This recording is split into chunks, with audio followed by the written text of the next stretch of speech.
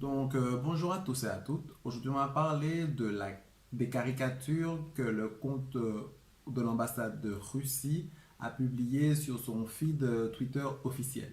Mais avant cela, je vous invite à liker la vidéo, à la commenter, à la partager et à vous abonner si vous aimez mon contenu. Donc on commence. Donc le 24 février 2022, la Russie de Vladimir Poutine commence son invasion de l'Ukraine à l'aide de frappes aériennes et de forces terrestres. Et par cela va mettre fin à plus de 50 ans de paix en Europe occidentale. Cet événement va déclencher une vague d'indignation dans l'Europe occidentale sans pour autant enclencher de véritables velléités guerrières. Après plusieurs mois de bataille, on a vu surgir sur le compte officiel d'Ukraine une caricature qu'on a déjà analysée au préalable, mais on a aussi vu surgir sur le compte officiel de l'ambassade de Russie deux caricatures dépeignant l'Europe comme étant assujettie aux États-Unis d'Amérique ou encore en état de léthargie ou de paralysie totale. Nous allons donc nous demander quel est l'objectif de la Russie à travers ces caricatures et quel monde cela nous dépeint, quelle vision du monde que cela nous dépeint. Dans la première caricature qu'on peut voir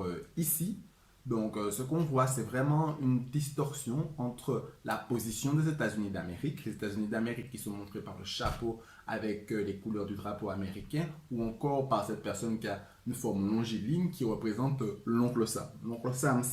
L'oncle Sam pour nous, c'est l'allégorie des États-Unis d'Amérique. Pour les Américains, ça représente le gouvernement et l'administration politique, c'est-à-dire Washington, et aussi au niveau historique, c'est surtout la personne qui est responsable du recrutement et là pour encourager les Américains à entrer dans l'armée. Il y a une connotation militaire avec l'oncle Sam. Et de notre côté, on voit les Européens qui sont à genoux et qui sont en train de lécher le cul des États-Unis d'Amérique. On voit aussi que l'oncle Sam, il n'est pas comme d'habitude. Normalement, l'oncle Sam est dépeint comme étant froid. Mais là, non. L'oncle Sam, lorsqu'on zoome sur son sourire, on peut voir qu'il a un sourire au lieu que d'habitude il n'a pas ce sourire et qu'en plus, il fait un signe de la main comme pour signifier que c'est OK. Donc, comme pour signifier qu'il est content de la situation actuelle qui veut que les Européens soient à genoux devant les États-Unis d'Amérique, condamnés. On peut voir avec les gouttes que les Européens lèchent énormément le cul des Américains. Et on peut voir sur leur tête les gouttes qui, pour moi, représentent un certain désespoir dû à cette forte dépendance que les Européens ont au niveau des Américains. Et lorsqu'on regarde le XXe siècle, on remarque que la figure paternelle des États-Unis n'a fait que s'accroître au début du XXe siècle. Et ce qui a permis cette accroissance de cette figure paternelle, c'est notamment les deux premières guerres mondiales. La première guerre mondiale où les États-Unis ont permis la résolution du conflit et ont posé aussi les bases grâce au traité de Versailles, mais aussi à cause de Woodrow Wilson, les bases de ce que seront le monde actuel avec notamment le libéralisme économique. Lors de la Seconde Guerre mondiale, on voit encore que les Américains sont dans la résolution du conflit. Ils seront à l'initiative de l'ONU en 1945. Aussi, ils joueront un rôle prépondérant dans les accords de Bretton Woods qui vont voir la création du FMI et plus loin, en 1995, de l'OMC. C'est-à-dire que les Américains, avec d'autres pays, mais surtout les Américains, vont poser les bases du système monétaire actuel. Et il n'y a pas que ça, au niveau culturel, les Américains dominent largement les Européens, au niveau culturel, notamment grâce au cinéma, Hollywood, qui permet aux Américains de diffuser leurs idées sur la planète entière. Mais sur cette caricature, il ne parle pas seulement de la domination économique et culturelle, ce dont il est fait état, ou qu'il est fait énormément état, c'est l'incapacité que l'Europe a de se défendre. Les Européens ne peuvent pas se défendre eux-mêmes au niveau militaire. Car en effet, la défense actuelle de l'Europe est couverte par l'OTAN, dont les États-Unis sont les plus gros contributeurs. L'OTAN nous rend de facto dépendants des États-Unis au niveau opérationnel et aussi bien logistique. Au niveau opérationnel, car nous avons 70 000 soldats américains sur le sol européen, et logistique, car les Américains approvisionnent beaucoup de pays européens en armement. À titre d'exemple, entre 2014 et 2016, les États-Unis nous ont vendu plus de 63 milliards d'euros d'armement, tandis que nous, entre 2014 et 2016, nous leur avons vendu que 8 milliards d'euros d'armement. Et il n'y a pas que ça. il y a aussi le fait que dans les avions ou dans les matériaux ou dans les armements qu'on leur vend, les Américains collectent des données qui normalement sont seulement utilisées par ceux qui ont les armements, mais rien ne nous garantit que les Américains n'utilisent pas ces données pour savoir ou pour connaître les plans de vol de différents avions.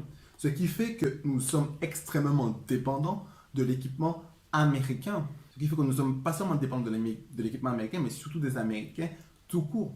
En outre, les armées les plus puissantes d'Europe, c'est-à-dire la France, le Royaume-Uni, n'ont fait que décroître leurs dépenses militaires à partir de 1989, si bien qu'elles ont un problème au niveau de projection des troupes, au niveau des équipements qui parfois sont vétustes, et on peut se demander si on a des armées européennes totalement opérationnelles.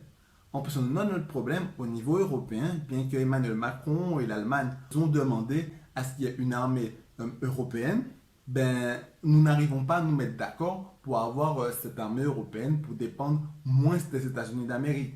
Et en plus, lorsqu'on regarde les actualités, maintenant, on voit que les États-Unis d'Amérique sont en train aussi de se concentrer énormément sur l'océan Pacifique avec la Chine. Ce qui fait qu'on n'est pas forcément sûr que si la Russie attaque les Européens ou notre pays, que les États-Unis d'Amérique viendront forcément nous défendre parce que l'Europe est quand même à 8000 km. Donc, et c'est pour cela qu'on voit beaucoup Emmanuel Macron demander à ce qu'il y ait une armée européenne, une défense européenne. Et notre question que nous pose cette dépendance, et je pense que c'est là le cœur de cette caricature, c'est que on se demande si l'Europe n'est pas capable d'assurer sa propre défense elle-même.